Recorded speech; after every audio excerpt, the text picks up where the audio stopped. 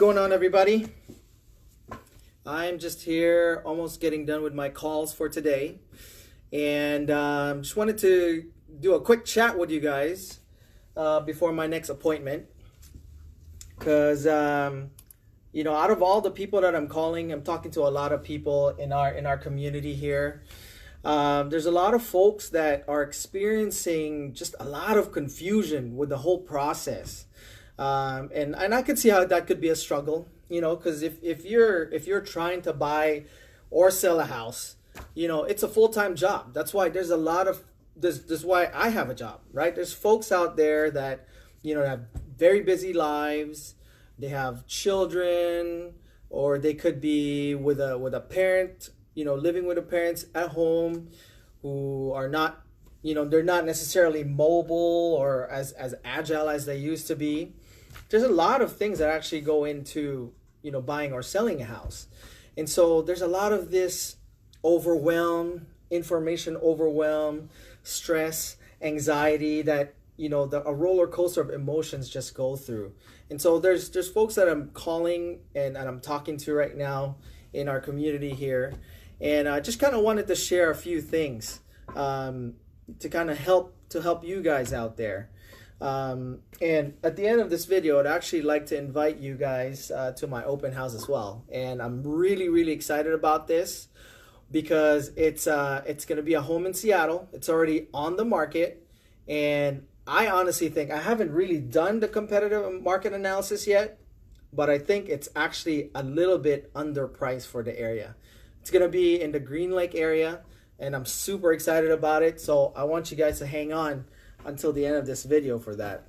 So anyways, hi Kuya Kiko, what's up, man? On a scale of 1 to 10, how do you like our weather right now? Hey Norma Jean, thanks for watching. So I just kind of wanted to go through a few things with you guys when in that talks about the process of buying or selling a house, right?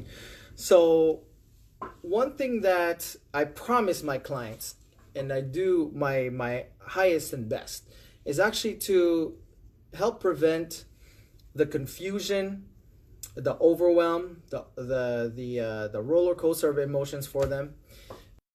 Since getting back into the business about 2 years ago, I've sold about 31 homes now in the last 2 years that I've been back.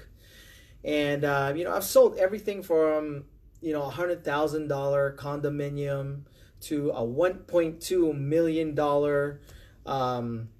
multiplex in Capitol Hill. It's actually a duplex.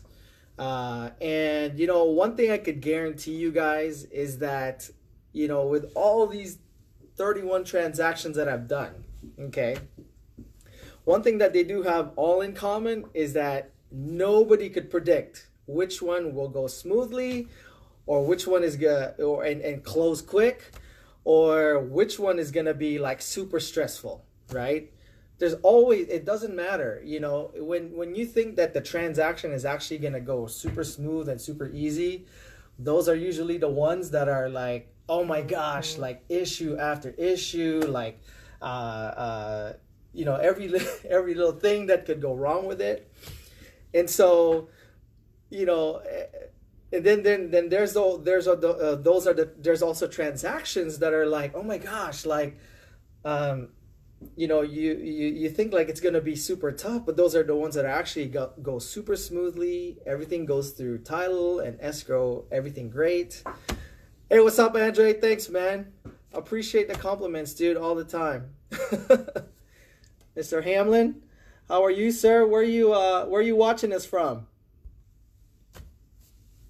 LA. What's up, man? Hey, thanks for tuning in, guys. I just wanted to share, I wanted to just do this quick chat before I actually head out to my appointment.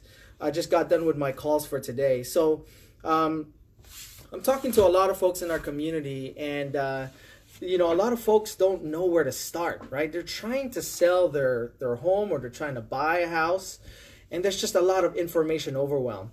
So to get back into what I was talking about, there's always something in a transaction that could go sideways, right? And there's some that could totally derail a transaction. So with all of these things that are going on with, our busy lives, we're all busy. We have family members, we have significant others, we have, sometimes children, or maybe even elderly parents that are actually with us. It becomes just an overwhelming process. This process of buying or selling the house.